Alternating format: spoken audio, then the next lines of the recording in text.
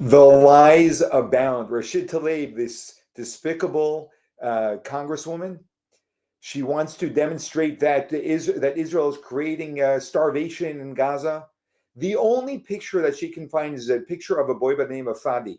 And this boy in the picture actually suffers from cystic fibrosis and was able to get to America to get medical help through the aid of Israel's kindness. And the only picture she can use is a picture of this boy Fadi to say that in Gaza they are suffering from hunger. Can you imagine? Because she has no other evidence to show. Here's this video. Other agencies. The Israeli government is using starvation as a weapon of war. Look at this picture. It is evident that blocking U.S. humanitarian aid is clear that it's happening, and that it is a blatant violation of Section 220I of the Foreign Assistance Act.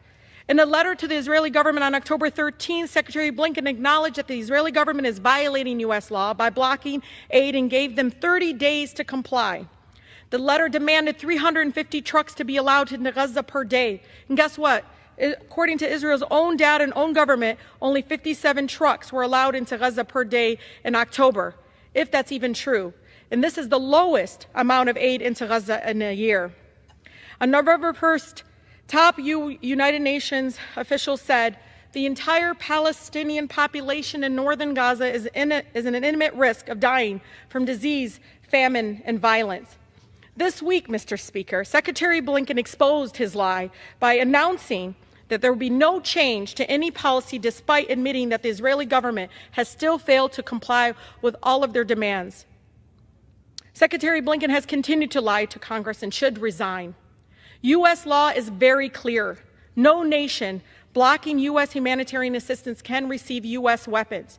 The Biden administration cannot pick and choose when they comply with our own laws. Children are forced to eat pet food and bug-infested flour. Look at this and do not turn your back on, again, being complicit to this war crime. But Blinken says there's no need to change our own policy. Shameful. I yield. Of course, she quotes the UN because the UN lies just like she does that there's starvation. Israel has been letting food in from the beginning of the war. America knows that, and that's why when Blinken makes a comment publicly that Israel must let in many more trucks, it's very misleading and creates many other complications. America has to stand firmly and entirely with Israel on this because the lies just don't stop. And we need to speak openly, as America has done, in denouncing everything the UN said about starvation going on in Gaza, and that there is no evidence whatsoever of any of the claims that they're making.